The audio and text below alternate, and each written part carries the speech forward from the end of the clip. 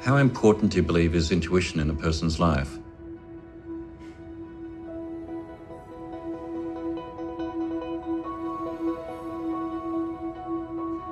How important do you think having a heart is in the human body?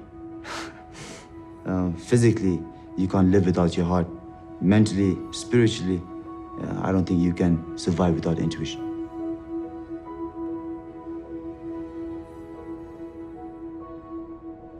This notion that intuition doesn't decide for you, I think, is a terribly important one.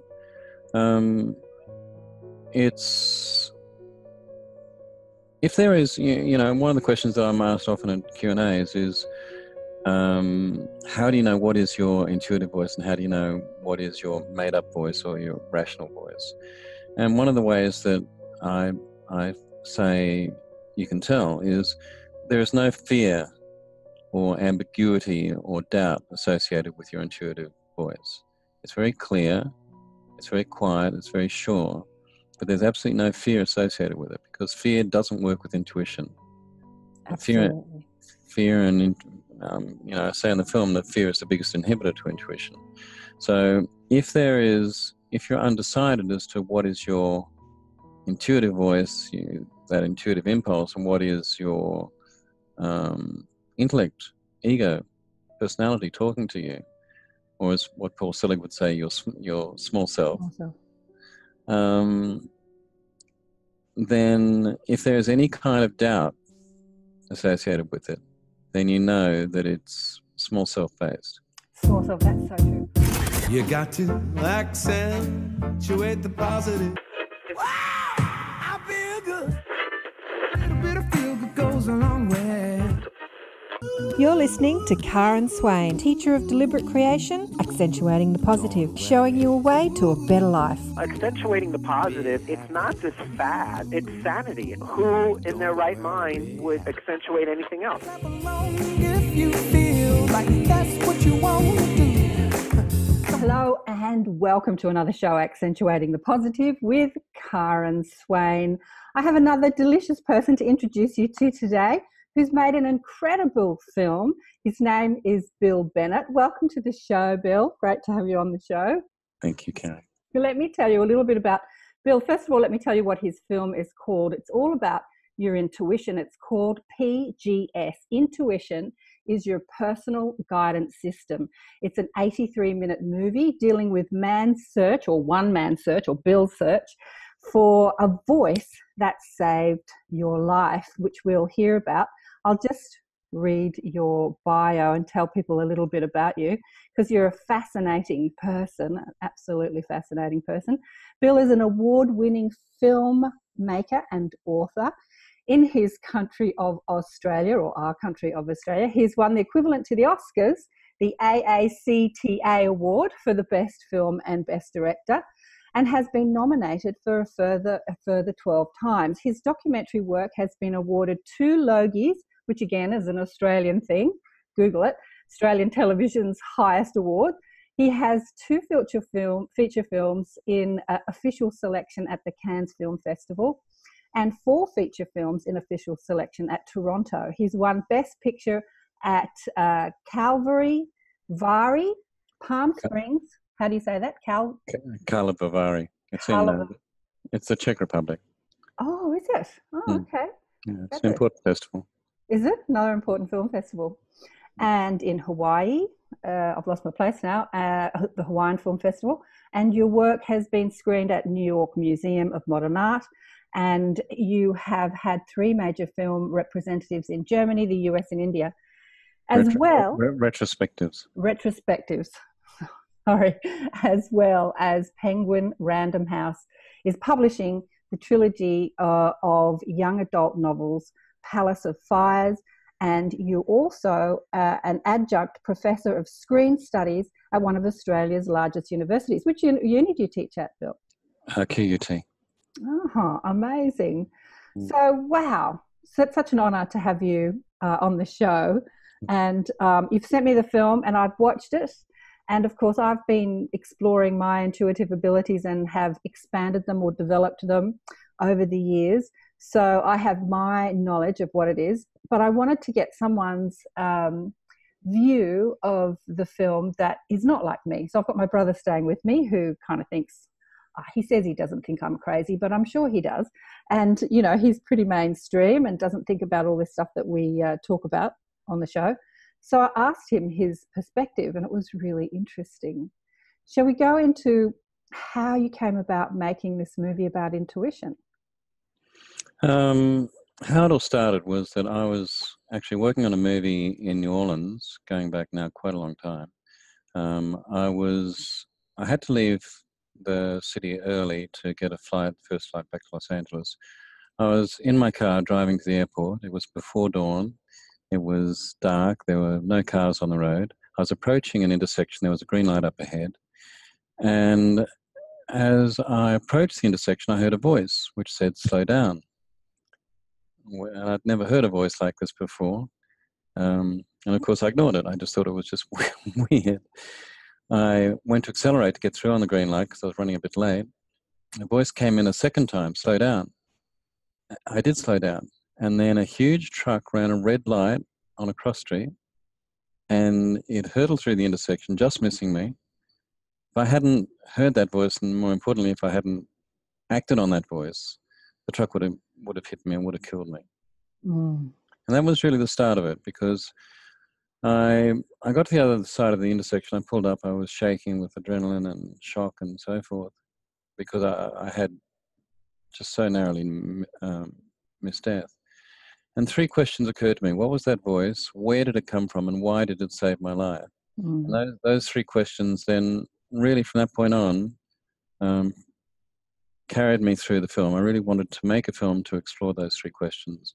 And so what I did, and it took quite a long time to get to this point, but what I did over a 3-year period was I traveled the world to talk to experts on intuition spanning fields of science, religion, and spirituality. I really wanted to get a cross-section to try and find out what the hell happened. Yeah.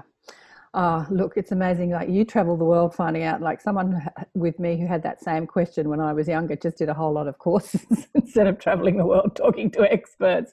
But you made the film with your producer wife, Jennifer Clough, who's been working in the film industry most of her life as an actress, script editor and producer, and has been pursuing a life of spiritual development for more than 25 years. So how many years ago did you hear the voice that said "slow down"? Well, that happened in 1999. Right. And I didn't do much about it then for about 4 or 5 years, because I was about at that point. Years, wasn't it? Yeah, it was. I spent about 4 or 5 years. It kept on coming back to me, recollections of what happened. But I didn't write my first treatment for the film, I think, until about 2003, 2004. And I'm really pleased that I didn't get to make the film at that point, because my whole thoughts on it were very naive, very ill-formed. It would have been a vastly different film had I made it at that time. Yeah, absolutely. It took me a long time of research, reading, talking to people, to really understand what intuition is, because I found it very confusing at first. You think you know what intuition is, but really when you get into it, it's a far more complex subject than you realize. Well, I have to say the film really is very broad in its exploration of what you've called intuition, because you've gone into channeling. You start off with Lee Carroll, who channels Cryon, and my audience will know who this is, but maybe the mainstream audience wouldn't. And you talk to professors and psychics, channelers, gurus, mediums, psychiatrists, scientists. What is really interesting, religious teachers, holy men, sages, saints, priests, theologians, healers, and the student. Oh, I love the student. Is that Aboriginal, at the beginning of the film, Bill, you say, I talked to the Aboriginal elders, and you show this beautiful shot of the outback, and he's not in the film. You cut him out, the Aboriginal. Well, what happened to him? Well, Karen, I got to say, over a 3-year period, I shot interviews with 76 people. Right. There are only 26 in the movie. Right. I shot 120 hours of material, which cut down to 83 minutes. Yeah. So he hit the floor. I spent about editing room floor. I spent about a week in Konya in central Turkey talking to the Sufis. They hit the floor. I spent a week in the Vatican. I ended up doing about 8 or 9 interviews at the Vatican. I only used one person from the Vatican for a very short piece. So I just had to make some really tough decisions. But also, I got to say, if I was to do the Aboriginal perspective justice, it would require more than just a short piece. Right. You know, it would require something much longer because it is very complex. Another film. Pardon me, it is another film, but then, you know, if you do that, then you've got to look at spiritual. Pardon me, I've got a frog in my throat. You've got to look at. You couldn't just do it on the Aboriginal people. You'd have to do it then on the Indigenous people more widely. And that's an interesting subject, but it wasn't the subject of my film. Well, I suppose you could release maybe little short snippets of the things that weren't in the film on the website a bit later on for people that are really exploring this. Because who did you make the film for? So this is what I'm thinking about. So, you know, I'm well versed in all this stuff, but I have a passion for humanity to awaken. So for people like my brother who goes, bah humbug, you know, I really love to speak to those people, like the mainstream. I think it's really important that everyone knows how powerful they are, you know, their intuitive abilities. So when you were making the film, did you have someone in mind in particular that would be your audience? Yes, me. Me. And I say that because you know, I started out a skeptic, as I say in the film. I came from parents that were both dentists. I grew up in a household that was very evidence-based in its thinking. I started off doing medicine myself, right. And then segued across to journalism. So, you know, for a good deal of my formative years, I was very much a skeptic. Journalism trains you to be cynical.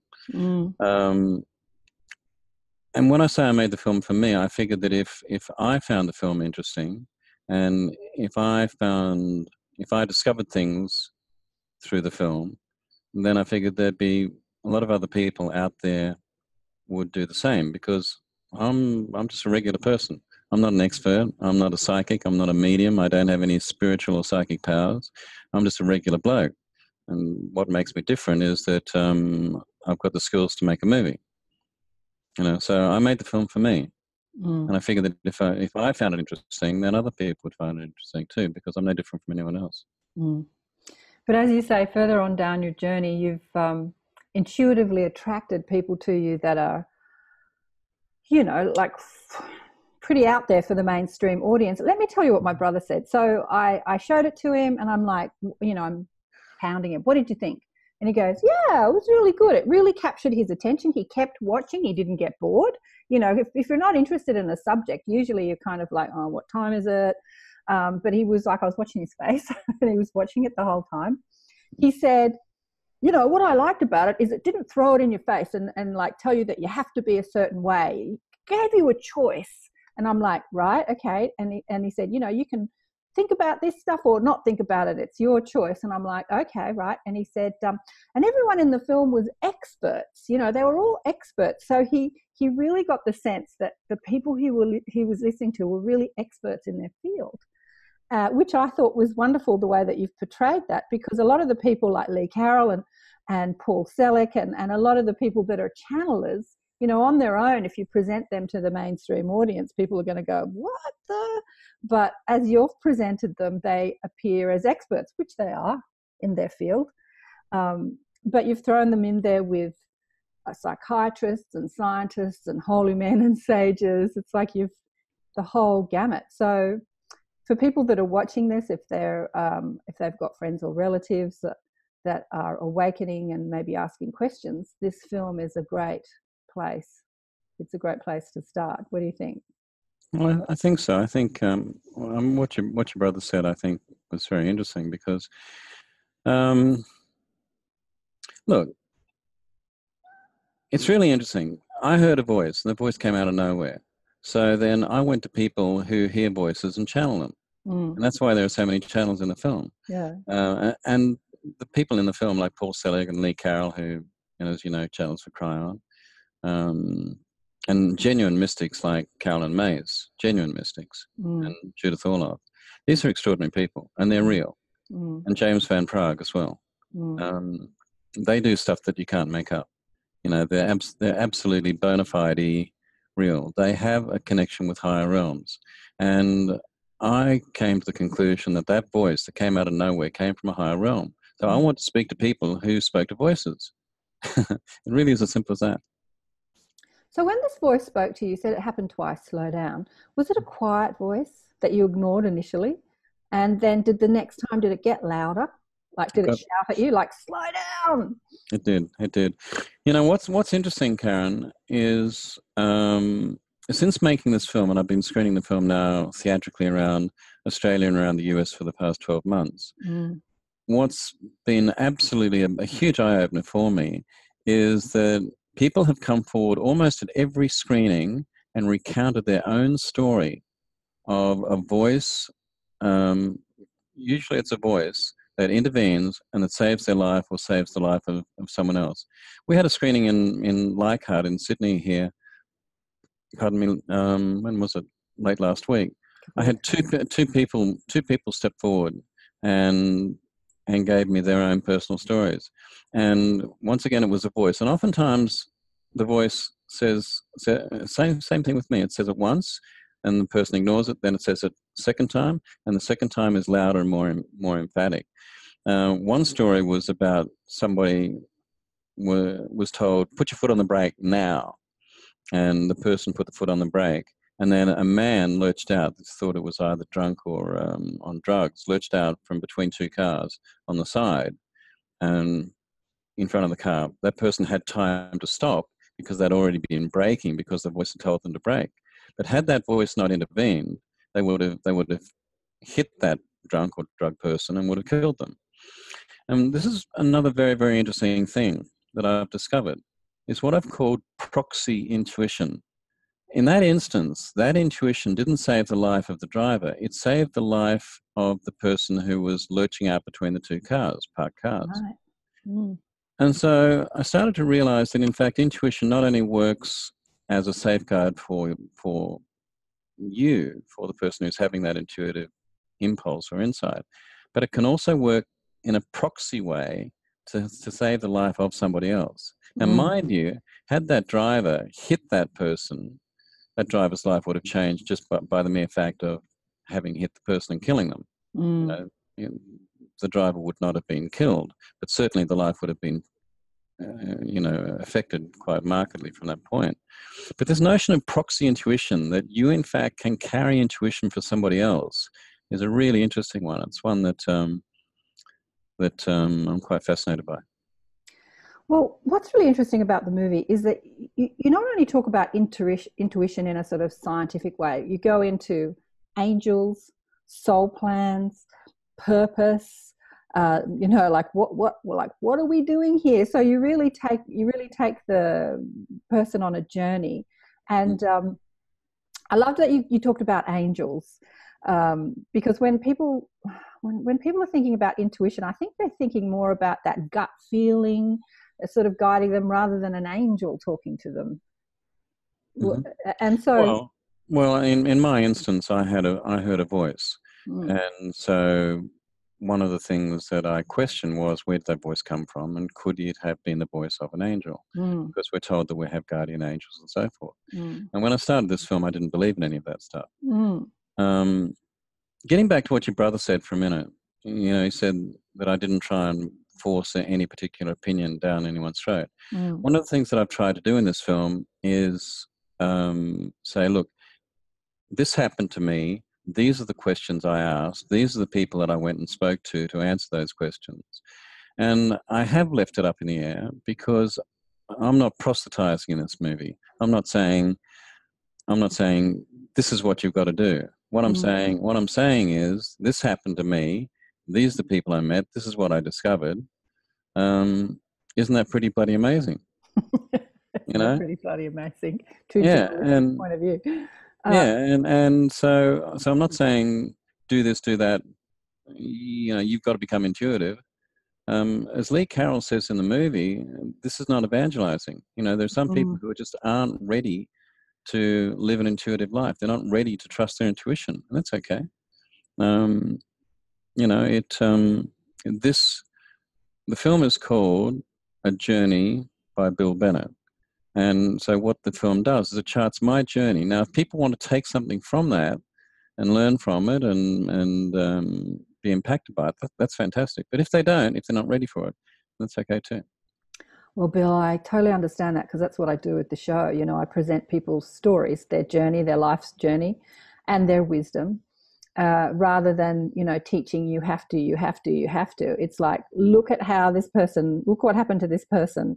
And then, you know, as we watch different people's journeys, we reflect on our own, or we see our own journey. So I think it's the best way to really teach people anything, is to share of our personal journeys. But what else did my brother say? Something else that my brother said. We were talking about, which you discuss in the film, why it was a voice and not a gut feeling or an impulse, or like you discussed the many aspects of intuition, the many roles that it plays. Some people hear, some people feel, some people have just a knowing or a download, or you know, you can have a vision. I had a vision in the shower yesterday, but anyway, I call myself a multi-sensory intuitive, because I have to say that when I'm engaged in my intuition, which is pretty 24/7, all those senses are online. And I think that it's the same for all of us, except that maybe there is a dominant one. And so hearing a voice, one of the people that you spoke to said, because you're a communicator, the voice spoke to you, as opposed to the gut feeling of like, I need to slow down. Do you think that that's how it works with people? Well, Michael Tamura says that. Michael's one of the top psychics in America. Lee Carroll said something quite interesting as well. Lee Carroll said that at that point, I didn't believe in intuition. Yeah. You know, and it needed to be something really quite striking, quite dramatic to intervene to save my life. And I would not have trusted a gut feeling because I wasn't intuitive at that point. Not that I wasn't intuitive, it's that I just simply wouldn't have trusted it. And it needed something really quite direct and quite dramatic to stop me from being killed. And so he said, so, you know, you needed a voice and you got a voice. And, you know, it's interesting, once again, coming back to the people who have told me about their personal stories. Oftentimes it is a voice. And what's fascinating is that 9 times out of 10, the stories that people tell me, it involves a car. It involves a motor car. There you go. It might well be that driving and cars and roads and so forth are perhaps one of the most dangerous, oh yeah, you know, things that we can do. Absolutely. But yeah, pretty much the majority of the stories are car related, and they do involve a voice. It's interesting. Years ago, I read the Seth books when I was on a deep search for meaning in my 20s. And he was talking about telepathy. And he said, you don't understand, but all of you are communicating telepathically all the time. You're probably not aware of it, but that's what's happening. He said, you couldn't drive your vehicles on your roads if that wasn't happening. And then, of course, I reflected to driving, and I thought, he said, you know, often you know what's going to happen, like, oh, this idiot's going to cut in on me. Or, you know, you just have this intuitive knowing a lot when you're driving. Even when you're sitting at the lights, you look at somebody and because they're looking at you and you know they're looking at you. It's like we're operating in this connected way all the time, but we're not always aware of it. I found that really fascinating years ago. Do you think that that's what's happening on the roads most of the time, so we're not killing each other? Well, look, what you've done is you've raised a whole bunch of different elements here. Right. Telepathy, from my understanding, what the term means is your ability to be able to communicate with somebody else. So in other words, if you want to break it down, to read that person's mind or communicate your thoughts to somebody else, and for that person to be able to communicate with you in a non-verbal way. That's different from intuition. Intuition is a guidance system. Intuition is not mind reading. My definition of intuition is a sudden, unexplained insight that comes unaided by logic, intellect, or expertise. So that definition doesn't fit telepathy. What I discovered in the making of the film is that there are actually three types of intuition. I've categorized intuition into three broad groups. The first is survival intuition, which is intuition from the body. And that's the survival instinct that we all have as animals. Mm-hmm. There's cognitive intuition, which is intuition based on expert knowledge. And oftentimes it's subsumed. We don't even know that we have it, but we pull from our past experience, our expertise, our expert knowledge to come up with an intuitive insight. But that's based on intellect. That's intuition from the mind. The third type of intuition is what I call mystical intuition, which is what happened to me. That's intuition that cannot be explained. It's totally inexplicable. It is a voice that protects you. Mystical intuition presents in dreams, synchronicities, coincidences, moments of deja vu.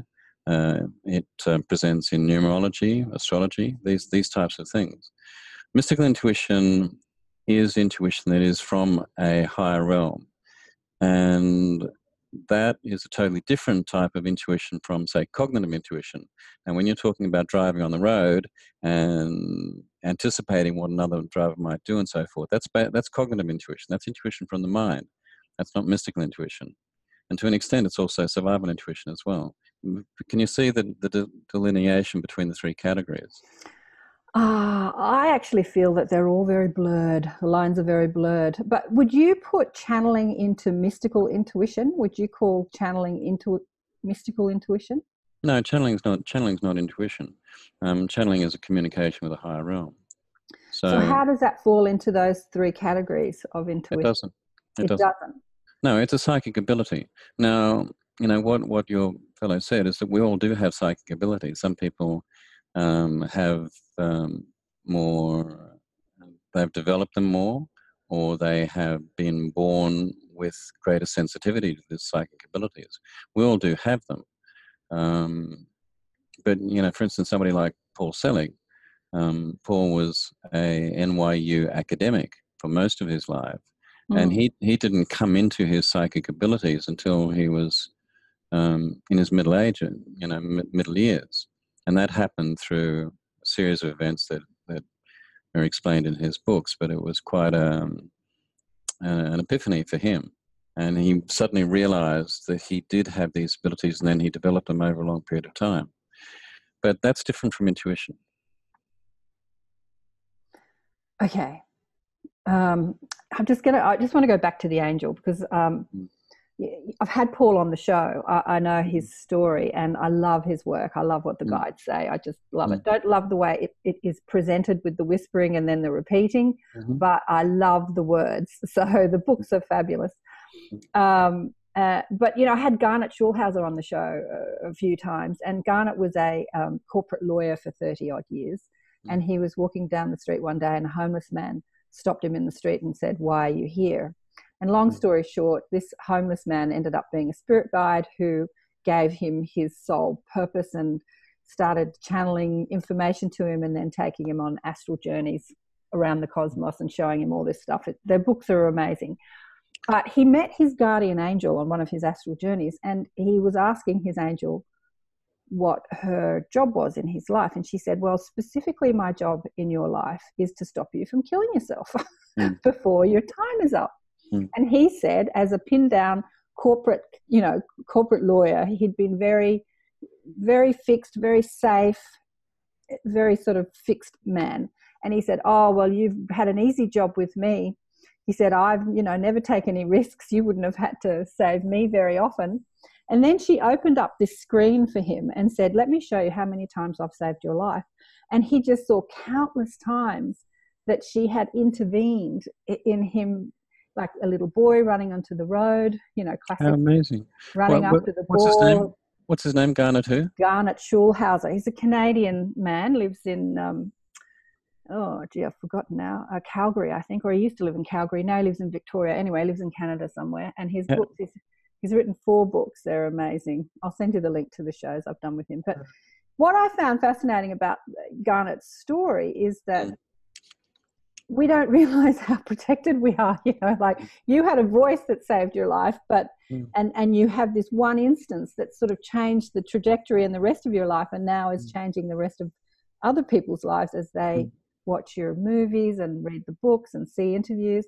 But this is happening all the time. And listening to Garnett talk to his guardian angel, you sort of sit back and go, oh, I wonder how many times my life has been changed. And all these images come to mind then and then and then and then. So it's just beautiful to know how loved we are, really, how protected we are in many ways. Yeah. Well, one of the things that I've discovered in the making of the film is that the number one purpose of intuition is to keep us safe from harm and to keep us alive. Because if we're dead or if we're infirm in a hospital somewhere, we can't fulfill our life's purpose. And our intuition, the purpose of our intuition is to keep us on our purpose.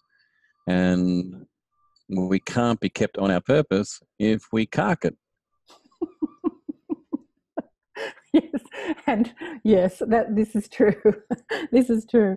I've also spoken to other people on the show who've had many lifetimes of being physical, and they said, oh, this is too hard, you know, like being physical is too hard, too many problems, too many negative, and they do cark it before their time because they just want out of here, and their guides sort of cross their arms and say, you weren't supposed to do that, you know, go back and do it again.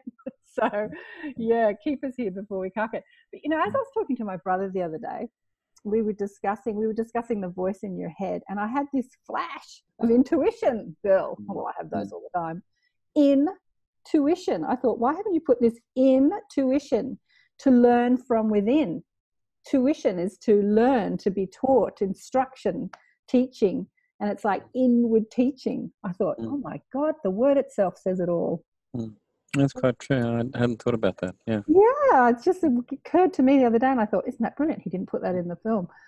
All right. People in the movie, I've discussed this. Oh, this is something I wanted to ask you. Trey Gamble, who's the student, is he related to Kimberly and Foster Gamble?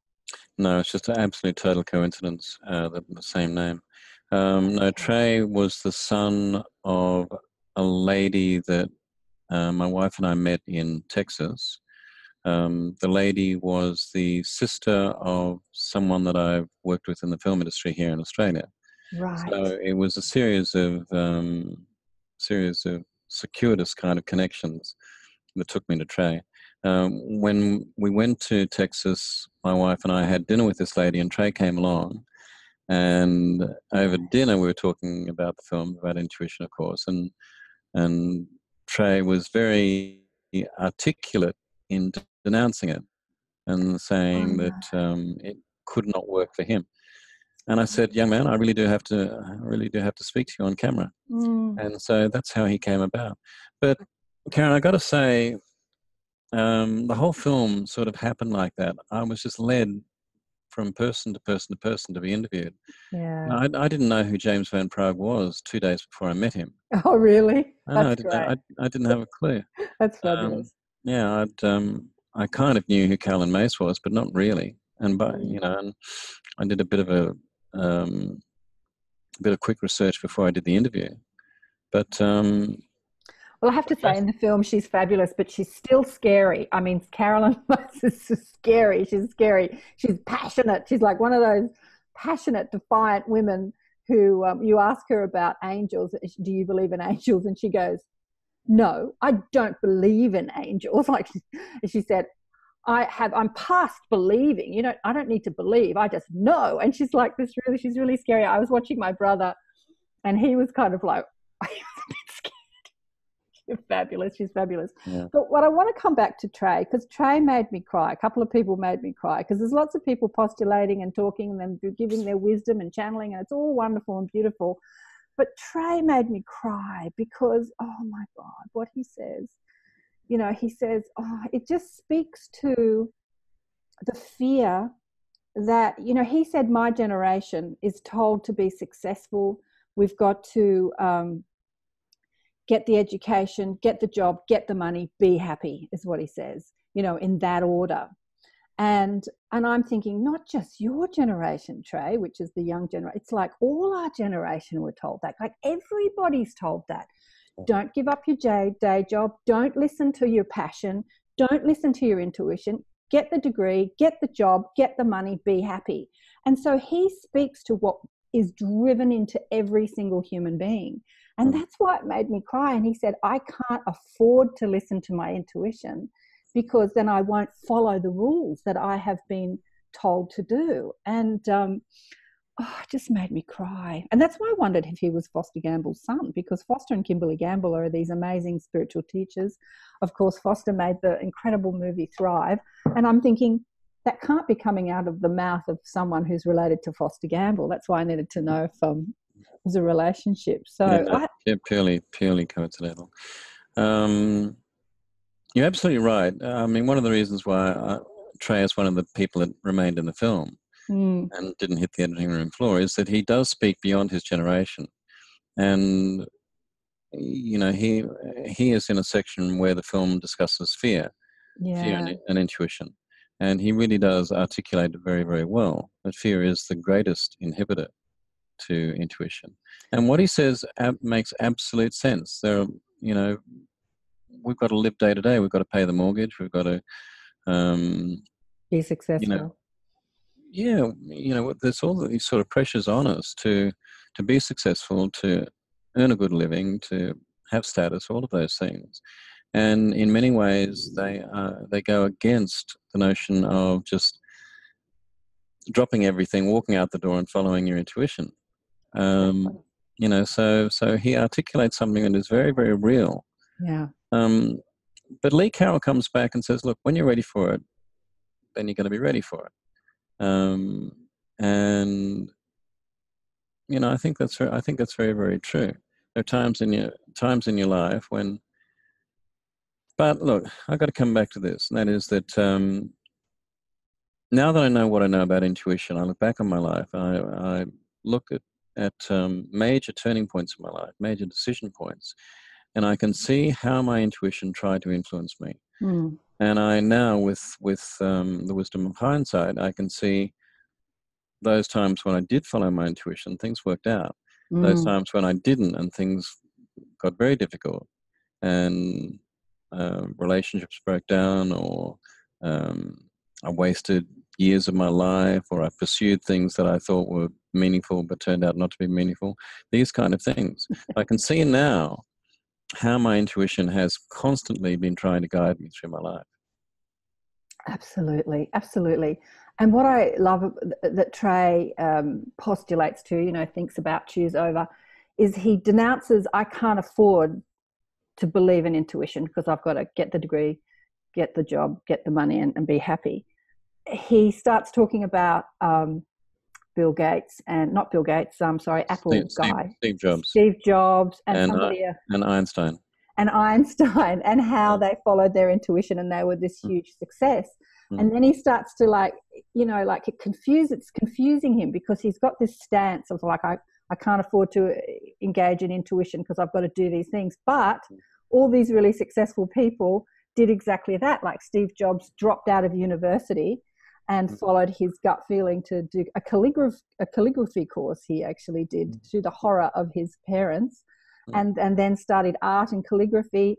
And when he developed the Apple computer, that calligraphy came in really well for the keyboard. And so he's in that place of postulation, like thinking about, maybe I could change that stance because look how it worked in the lives of these successful people, which I thought was really interesting. Yeah. So one thing that Peter said too, and Peter says hi, by the way, because he walks out for work this morning. I said, I'm going to be talking about you today. This is my brother. He says, I'll say hi to Bill. Okay. Is that he said, you've got a choice to listen to your intuition or not, and it doesn't matter. And I said, I actually think that the message in the film says it does matter, just as you said. When you do listen to your intuition, it takes you on a road of success, or things work out. And when you don't listen, things don't work out. So I think that came across really strongly in the movie, that it's not an option whether you listen or not. It's something that you need to listen to. Well, it is something you need to listen to, but not everybody is ready to, and sometimes you need to take time out, or you need to make mistakes for you to grow. See, one of the things that I've come to realize is that a lot of people turn to their intuition after a big calamity. Yeah. After a health issue, or after somebody's died, or there's been a big relationship breakup, or lost a lot of money, or business has gone bust, or something like that. And so they reevaluate the way that they've been doing things, and the way that they've been approaching life, and oftentimes that takes them back to these concepts that we're talking about. Of trusting guidance, because in trusting their rational, logical, intellect thinking, things have not worked out. Exactly. Medicine hasn't saved that person from dying from cancer, or following good practice in business hasn't stopped that business from going bust. So yeah, a lot of people that I meet, when I talk to them, they've come around to accepting the notion of intuition, in particular mystical intuition, because something dire has happened to them or to someone that they know in the past. Exactly.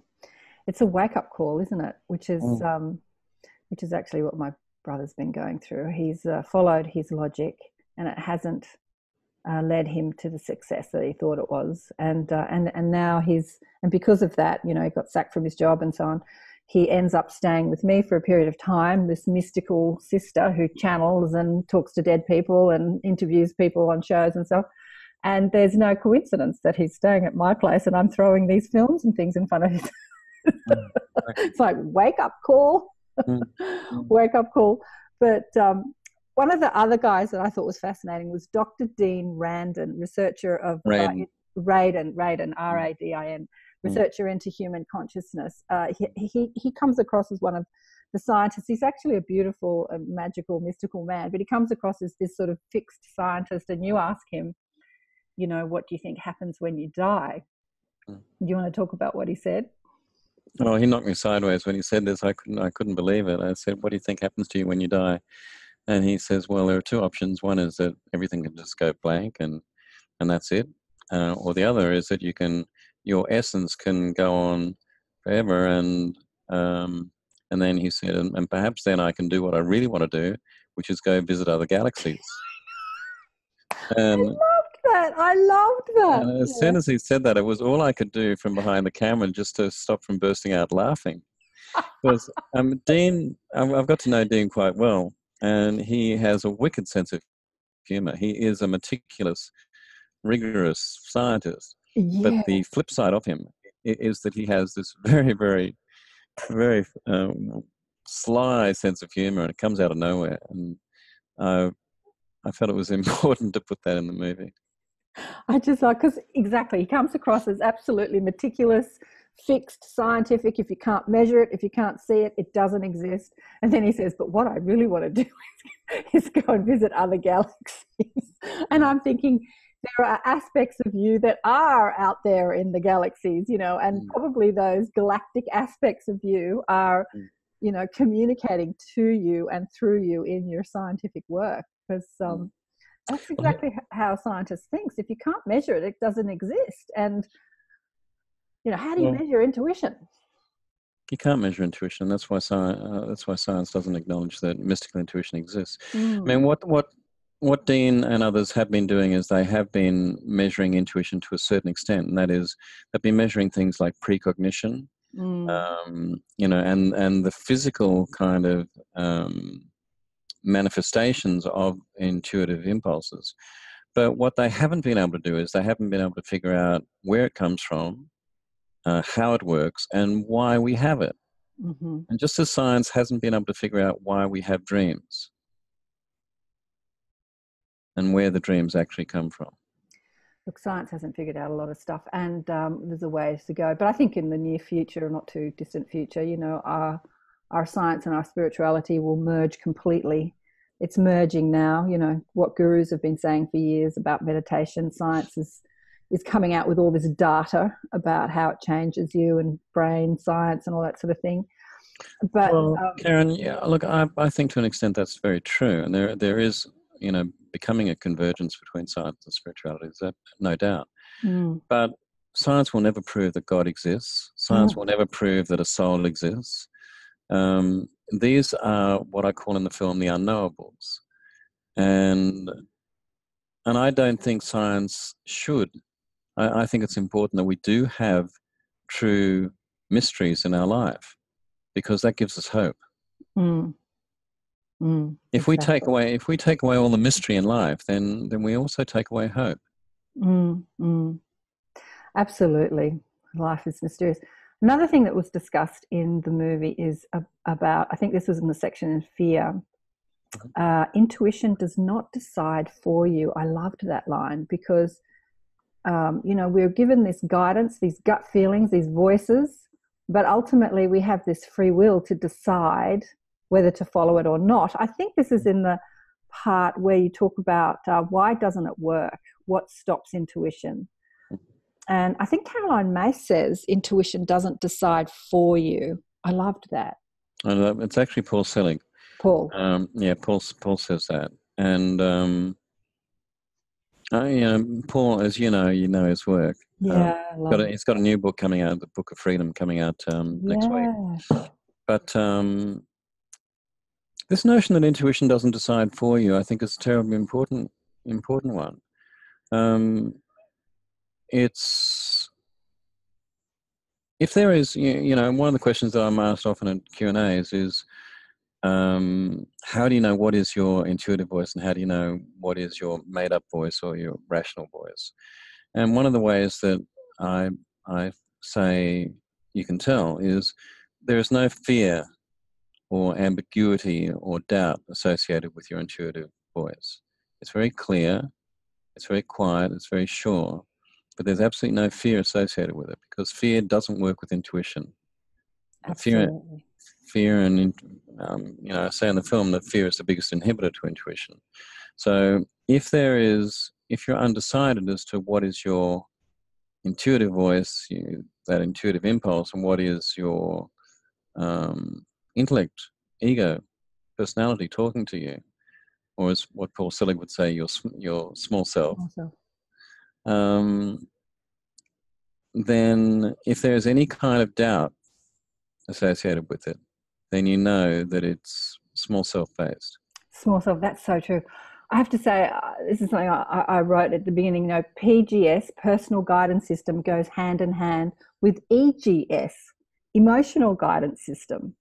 So that's exactly right. People ask me this all the time. How do I know if it's my guides talking to me? Because people ask me, you know, how do I speak to my guides, or my guidance talking to me, or my intuition talking to me, and not just me thinking, me making it up. And yeah, what you said is that the mind questions and intuition or your guidance knows. So if there's a question in the thought, like what, how, or if there's a feeling in the thought that's not one of certainty or peace or joy, then you know that it's your mind and not your intuition, because your intuition's always connected to an emotion of surety or joy or peace or certainty, or just knowing. Like, how do you know that? I don't know how I know that, but I just know. It's like, so there's an emotion connected to it. I disagree with that. I don't think there is an emotion. Feeling. Yeah, I think that I think intuition works. Mystical intuition works without emotion. It's just that sense of surety. Well, that's an emotion. It's a feeling of surety. That's an emotion. I mean, emotion is just an indication of a feeling of a feeling that you're having in your body. A sense of surety is an emotion. I think that a lot of people think of emotion as only negative emotions.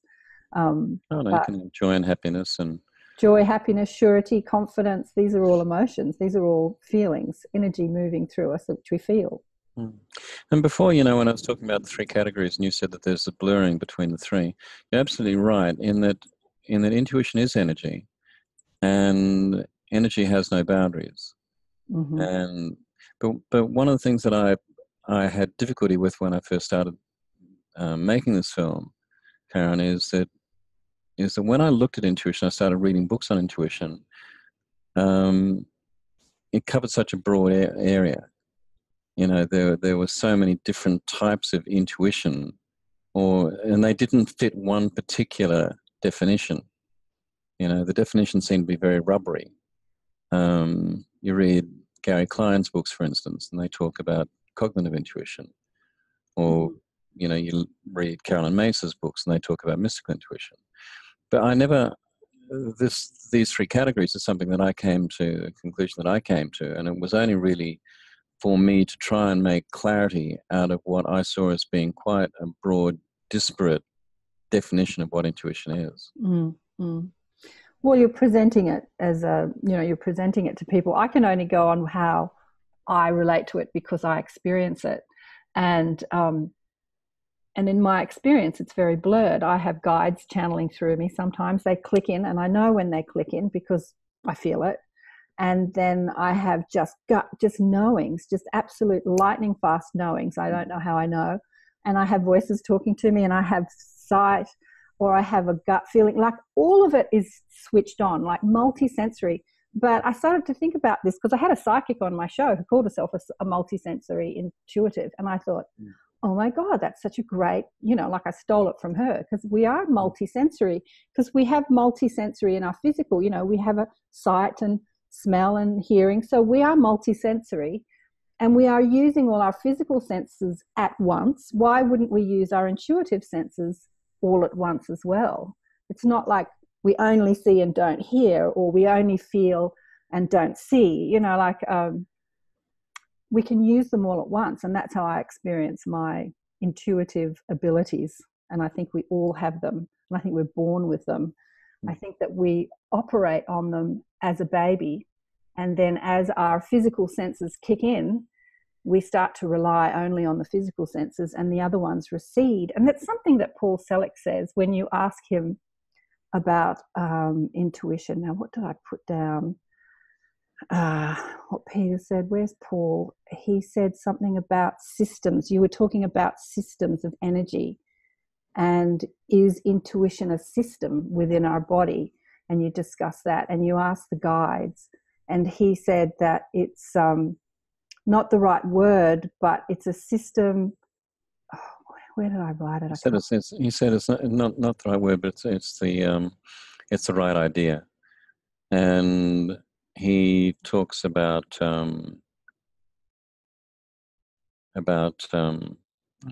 talks about it being a muscle, that you've got to develop it.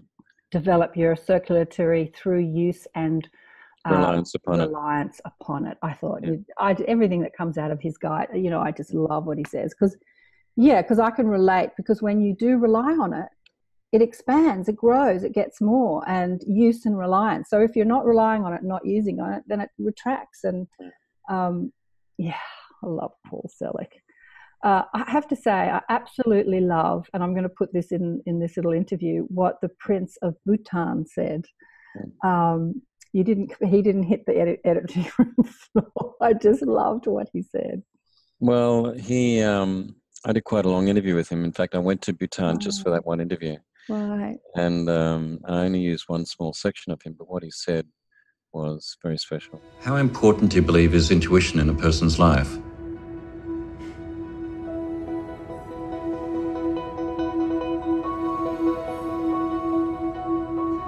How important do you think having a heart is in the human body? Physically, you can't live without your heart. Mentally, spiritually, I don't think you can survive without intuition.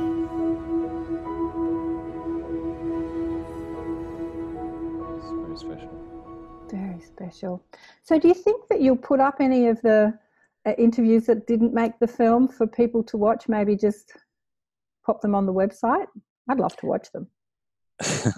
I'm not sure. I mean, for instance, I did the interview with Carolyn Mace was something like 75 minutes. I've only used probably in total maybe 5 to 7 minutes from her in the film. and a lot of that interview was absolutely fascinating. Same with James Van Praagh. Absolutely. You know, so there's a lot of very rich material there that hasn't made the cut. It's I'm not sure at the moment. I'm just really sort of focused on our launch. We launch online tomorrow. I know, November. I forgot to say that at the beginning of the movie, yeah. So the 1st of November, because this will come out after the 1st, it'll be available streaming online, because it's been only available through screenings and DVDs up until this point, hasn't it? Well, not even DVDs, only through screenings, through, it's been theatrical screenings across Australia and America. But it goes online from November 1 off our website, pgsthemovie.com, and so people can watch it there. Beautiful. What Caroline Mace was saying about the blame game was amazing. I would actually love to see that whole interview with her, because she is fascinating. Scary, but fascinating. People play the blame game like, you told me, and they don't trust that they have authority over their own choices. That's something that you said is really pinnacle too, where you're standing at the crossroads, and Peter and I were arguing about where that was. He's going, oh, that must be out the back of Burke. And I said, yeah, but Bill lives in Mudgee. Surely it's somewhere around Mudgee. You're both wrong. Where were you, Bill? That's in South Australia on the York Peninsula. Okay. It was a great shot. Was it a drone shot where you've got all these choices? And you said, what I've come to know is that my life's about choices. And this is what Caroline was talking about, that we don't trust that we have authority over our own choices. And that's what intuition is. It's that authority to choose. So we're asking the experts or the guru, or reading it up in books, what should I do? What should I do? What should I do? And I thought that was really key, what she said. Well, Caroline's very, very strong on self-esteem. That to really be able to access your intuition, you really need to have self-esteem. That's the key to it, because you can't trust your inner voice if you don't trust your inner voice, if you don't trust yourself. And so self-esteem, when it came down to it, there are a couple of things that sort of were common amongst a lot of people when I asked them the question, what would you say to somebody who wants to become more intuitive? And a lot of the people that I spoke to said, clean up your act. Excuse the parlance, get your shit together. I love it.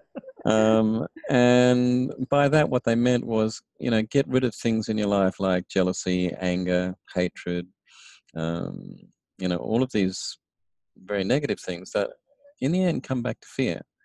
They all often link back to fear of loss, fear of lack, fear of change, these kind of things. But when it came down to it, if you can get rid of those things from your life, then you open yourself up then to the opportunity to access your intuition and trust it. Absolutely. I started the radio show probably around 9 years ago now. There's that silly show on television, Frasier, and he's sprouting his wisdom on radio. And I thought to myself, wouldn't it be amazing if there was someone on radio that actually had something decent to say? So I said to a friend of mine who works as a professional psychic, in that she predicts futures and speaks to dead people professionally. And I said, I'd love to talk about law of attraction and our personal guidance system and intuition, all that stuff on radio. And she said, okay, let's do it. So the two of us teamed up and we asked people to call in, and she would give them a psychic reading, and then I'd talk about, deliberate creation, how we have to clean up what you're saying, clean up our act, in order to create what we want. And I was watching her in her psychic ability, and this is what she said: I have to trust it. I have to trust it. I have to trust it. I have to trust it. She said that repeatedly. The first impulse I get, the first thing I see, the first voice, I have to trust that I'm being given it. And I remember thinking, trust, that is so key when it comes to intuition. That first impulse, you've got to trust it before your mind has time to kick in and say, no, that's not right. It's really interesting, because one of the things that I picked up in the making of the film was this notion of first thought, best thought. Right. First thought is your intuitive thought.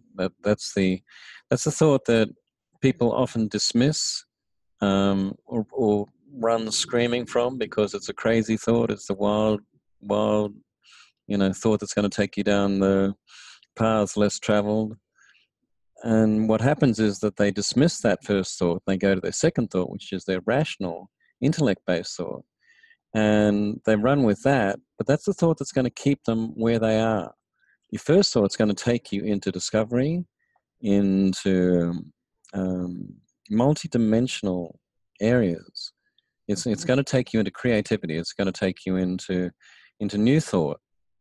Your second thought is going to keep you in your archives. It's going to keep you where you've always been. It's going to have you draw on the past and what you've known and what's expected of you, and so forth. It is the antithesis of discovery, originality. It's stale. But that first thought leads to true originality. It's limitless. It's boundless. The second thought is very constrictive. It's very limiting. Absolutely. First thought. Got to trust that first thought. Okay. First thought, best thought. First thought, best thought. How did making this movie, I think you've talked about it, and you talk about it in the movie. I saw you on another interview with Michael on Inspire Nation, and you said Michael Sandler, and you said that love that show, and you said that you weren't even going to put yourself in the movie. You were just going to put all the experts, and then you had this realization, or you're having a conversation with someone who said, "No, you have to be the subject of the movie." So all the parts with you, did you make all that after you interviewed everybody? Like that came as a second, Yeah, well, look, what happened was the production of the film happened over quite a long period of time. It was 3 years filming, 2 years of editing. Now, anybody who knows anything about film production knows that 2 years editing is a long, long time. Yeah. And what happened was, well, for a start, I had this huge amount of material, 120 hours, which I had to bring down. I had to view it for a start, which took a long time. But I came to a cut which I thought was my definitive cut, where I basically had all of the experts lined up, and I did a little bit of introduction at the beginning of the film, and then over the end credits I did a little bit of a recap right at the very end, right at the end credits. And then I showed that to people in Australia and overseas, and the note that I got back, two notes that I got back, was one that it was very dense, with wall-to-wall experts saying a lot of, really quite, at times, quite deep things that you needed to think about. It was very dense. And, and the note was, we need to break that up a little bit. And the second note was, well, what about you? How did this impact on you, and what happened to you, and what is your interpretation of all of this? Well, I didn't want to put myself in the movie because I didn't feel like I had a right to. I just wanted to be the observer, the questioner, the person with curiosity. And, but really when it came down to it, Karen, I didn't want to put myself out there because I knew that if I put myself in the movie, I would have to express a point of view. And I was very uncomfortable about that because if I did express the point of view in a movie, there was no going back from that. I couldn't, there was nowhere to hide. There's nowhere to hide. Because what happened during the making of the film was that I started off the journalist, the cynic, the skeptic, the person who did medicine, who had parents that were dentists, the evidence-based, if I can't measure it, then it doesn't exist, that kind of thinking. But during the course of meeting all of these people and filming them and talking to people like James Van Praagh and becoming friends with people like Paul Selig and Lee Carroll and so forth, it changes you, and you start to realize, and Michael Tamura was a big influence on me, a huge influence. And you start to, if you approach it with an open mind, not with a rigid, fixed, closed point of view, but with an open mind, then it has to have an impact on you. I started off the film saying to myself, I do not want to use the word God in this movie. Right. I called it the G word. I couldn't even bring myself to use the word God. Yeah. Because it had for me so many connotations that I was very uncomfortable with. Yep. fundamental Christianity and all sorts of things that I felt very uncomfortable with. Absolutely. And so I remember saying to myself, I've really got to keep in mind that I have to make this film and not mention the G word. But what happened was that as I came to make the film and as I came to spend time with these people, and even the scientists as well, not even the religious folk or the spiritual folk, but also the scientists as well, operating at this very, very high level of expertise, you have to come to the conclusion that we are influenced, each of us are influenced and impacted by a higher power. Whether or not you want to call that God or oneness or the universe or the cosmos or whatever euphemism you want to put to it, there is, I have come to believe, a higher power that is having an influence on us all the time. And so it's not like I've turned Christian or turned religious or anything like that, but I have come to believe that there is a higher power that is impacting us, and its way of messaging us is through intuition. Exactly. Beautifully said. Well, I think that the religion has really not been very kind to the exploration of consciousness and spirituality. I think that, like you, I wouldn't call myself a skeptic, but I would, as a younger person, I was definitely agnostic. And the G word or the J word, the Jesus or the God, I just couldn't come at that because it had been boxed in by religion. And it was just God botherers to me. And Deepak Chopra, who talked about the quantum field of all possibility, I thought, now that's something that I can call God, this, infinite field of all possibility, creative potential. And so I came at the G word through the beautiful Deepak Chopra and his scientific or, poetic explanation of God, I suppose. So because you do mention the G word in the movie, and somebody asks the question, do you need to believe in God? What was the question? Well, that was a question I asked. Do you need to believe in God to believe in intuition? And Judith Orloff says, no, you don't. But what you do need to believe in is a connection with something greater. And you said whether that's nature, whether it's the stars in the heavens, whatever it is, that's what you need to believe in. Absolutely. So you've answered the question, how did this change you? It changed you profoundly, hanging out with all these beautiful people, which is like the show has done to me too. I thought I knew something. I thought I knew a thing or two before I started the show, but having interviewed delicious, beautiful people for the last 8 or 9 years, I've been profoundly changed as well, hearing their stories. But something that was really interesting is that you said, I used to wear glasses. For 15 years, I wore glasses. For long distance and for reading, and even prescriptive lenses made in my sunglasses. I couldn't see without my glasses. Then I walked into, was it Camino? I walked the Camino. Do you want to tell us that story? In 2013, I decided to walk the Camino de Santiago, which is a pilgrimage route from the French Pyrenees right across Spain. It's an 800-kilometer walk to the west coast of Spain, to Santiago de Compostela. I wasn't religious. I'm not a Catholic. I could not explain why I needed to do this walk, but I was frustrated at the time because I've been trying to get PGS up as a movie and I couldn't. And so I dedicated my walk to PGS, to the movie that I wished to make. I decided that I would do the walk intuitively, which was difficult for me because I'm a film producer and I like to organize everything. Yeah. I like to know where everything is ahead of time. But I decided that I would walk it intuitively. At that point, I had been wearing glasses for 15 years. They were a fixture of mine. During the walk, I was taking photographs constantly. And to take a photograph, I'd need to take my glasses off and put the camera up to my eye because I've got a diopter in the eyepiece of my camera, take the photo and put it back on again. When you're walking sometimes 30, 40 kilometers a day, and you're taking sometimes 200 photos a day, taking glasses off and taking them on again and so forth becomes... a hassle. It becomes awkward.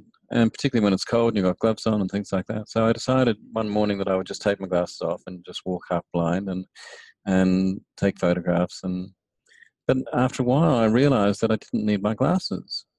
And I came back from the Camino realizing that my eyesight was actually okay.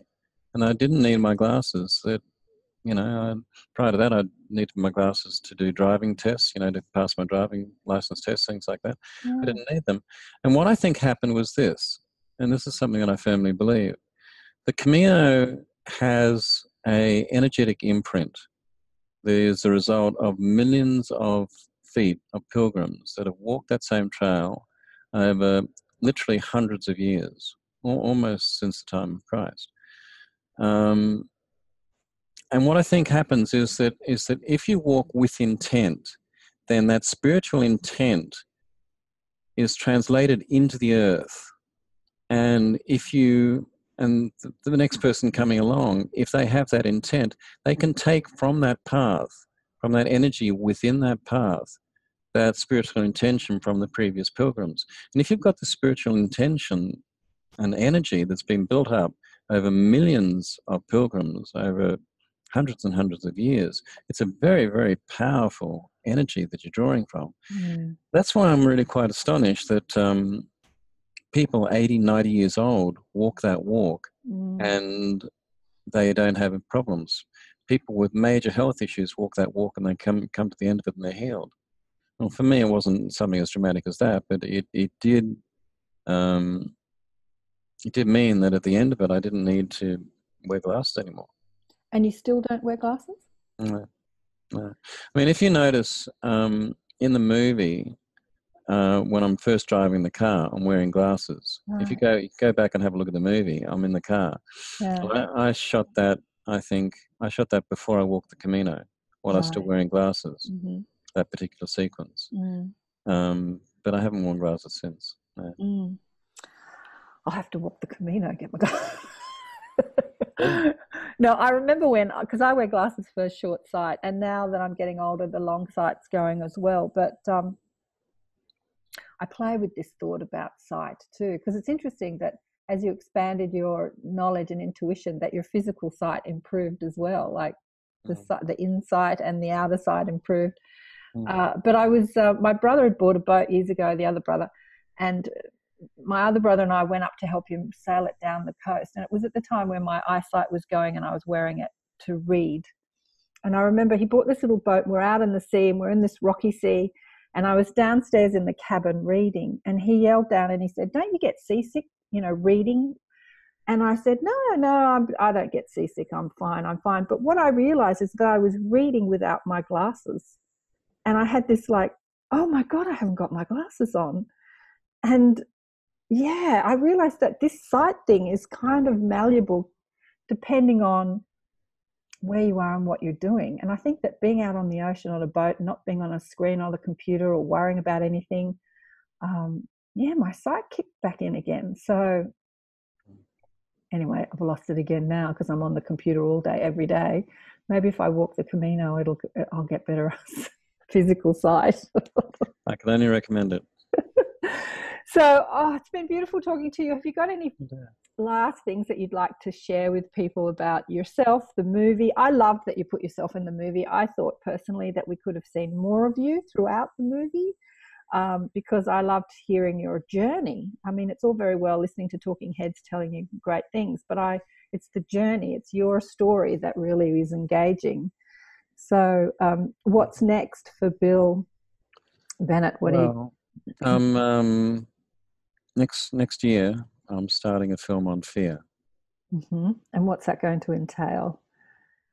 Well, I'm going to look at fear the same way I've looked at intuition. Mm-hmm. It's going to take the same format. It's going to be one of three. There are going to be three films in the family or in the trilogy. Mm-hmm. Intuition being one, fear being the other, and what I call the veil is the third film. And the veil will look at what happens to you once you die. Okay. Fabulous. The three films will be shot in a similar way. They'll be edited in a similar way. They'll be part of the same. They'll be a family of three films. Yeah, fantastic, wonderful. Well, What happens to you when you die? You know, I've got a book series, and the first book in the series is Awakened by Death, because what I found that during the interviews that I've done for the last 8 or 9 years is that when I do an interview with someone about their near-death experience or what happens when you die or the afterlife, it gets the most hits on YouTube. And I figured that there are a lot of people asking, what happens to you when you die? There's a lot of people asking. They're either asking that because of their own fear of death, or they're asking it because they've had someone who's died and they want to know if they're still alive or if they can contact them. Or so I know that those films will be equally as successful. For people who want to get the PGS, Personal Guidance System, it's available now on your website. Where else? Is it going to be streaming on iTunes? It will next year sometime, yeah. Next year, 2019.